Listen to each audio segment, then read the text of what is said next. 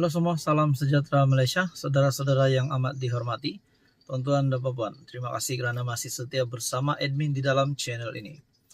Baru-baru ini kita mendengar kenyataan Najib melalui peguam Najib Razak, di mana Najib mendakwa bahawa dia memperoleh addendum ataupun maklumat tambahan dalam pengampunan diraja yang membenarkannya menghabiskan baki hukuman penjara 6 tahun di rumah.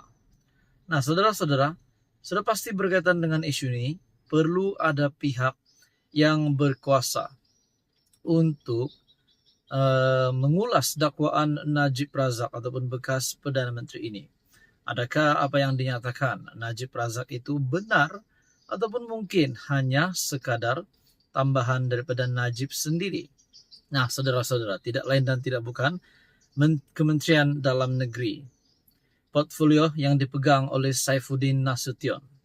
Akhirnya Menteri Saifuddin Nasution dalam satu kenyataan daripada Malaysia kini, Saifuddin tiada maklumat wujud titah Najib jalani penjara di rumah. Wow. Adakah dengan ini Najib Razak kantoi menipu seluruh Malaysia, ataupun adakah Najib Razak sesuka hati membuat tambahan itu dan di dalam dakwaan itu juga menyebut ada titah yang di Pertuan Agong ke-16. Nah, saudara-saudara, mari kita lihat di dalam kenyataan daripada Saifuddin. Menteri Dalam Negeri Saifuddin Nasution Ismail berkata, dia tiada maklumat berhubung bahagian addendum tambahan dalam pengampunan diraja yang membenarkan Najib Razak menghabiskan baki hukuman penjara di rumah. Itu adalah kenyataan daripada Saifuddin. Katanya, dia hanya menerima surat permohonan Najib untuk menghabiskan baki hukuman penjara di rumah. Dan saya tiada maklumat berkaitan dokumen tambahan, katanya dalam sidang media di Kementerian Dalam Negeri Putrajaya.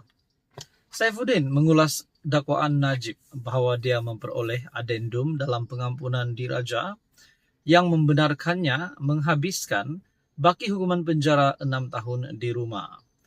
Najib membuat dakwaan itu dalam permohonan semakan kehakiman yang difailkan di Mahkamah Tinggi KL pada 1 April. Dalam semakan kehakiman itu, dia memohon mahkamah mengarahkan Menteri Dalam Negeri, Peguam Negara, Lembaga Pengampunan, Kerajaan Persekutuan dan beberapa lagi responden untuk mengesahkan dakwaan itu. Menurut salinan permohonan semakan kehakiman itu, Najib mendakwa bahagian tambahan itu dikeluarkan oleh Yang di Pertuan Agong pada 29 Januari lalu. Mengulas lanjut, Saifuddin juga berkata dia tidak pernah melihat addendum terbabit. Tidak nampak addendum terhadap Najib. Saya bukan anggota lembaga pengampunan, saya pun tidak tahu. Sebab itu saya kata, saya akan teliti setakat mana yang ada pengetahuan kepada kita, katanya. Nah, saudara-saudara, setakat ini melalui Kementerian Dalam Negeri, Saifuddin Nasution mengesahkan bahawa tiada maklumat wujud titah Najib jalani penjara di rumah. Mungkin setakat ini kita boleh kata Najib kantoi lagi. Nah, saudara-saudara, kita nantikan saja keputusan-keputusan terkini berkaitan dengan ini. Apa komen Anda? Sekian saja, teruskan bersama di dalam channel ini. Saudara-saudara yang amat dihormati, tuan-tuan dan puan, selamat datang ke channel Fels Lifestyle. Saudara-saudara, baru-baru ini kita digemparkan dengan satu message yang tersusun berkaitan dengan dakwaan tiada tilawah Al-Quran tahun ini. Dan di dalam message tersusun ini yang juga menyebut kerajaan Madani. Ada berkata, kenapa zaman Madani tiada tilawah Al-Quran? Biasanya ada je setiap tahun. Mungkinkah mereka ini adalah cyber trooper ataupun individu ataupun mungkin ada organisasi yang cuba untuk menabur fitnah, untuk mengaburkan pandangan ataupun mata rakyat Malaysia supaya melihat bahwa kerajaan Madani, pimpinan Anwar ini adalah salah. Nah, pada akhirnya semua pemfitnah ini kantoi berbohong. Selepas Menteri Komunikasi membuat kenyataan dalam satu artikel daripada Malaysia Kini. Artikel daripada Malaysia Kini berkongsi gambar-gambar message tersusun berkaitan dengan dakwaan tiada tilawah Al-Quran. SKMM diarah bertindak isu dakwaan tiada tilawah Al-Quran tahun ini.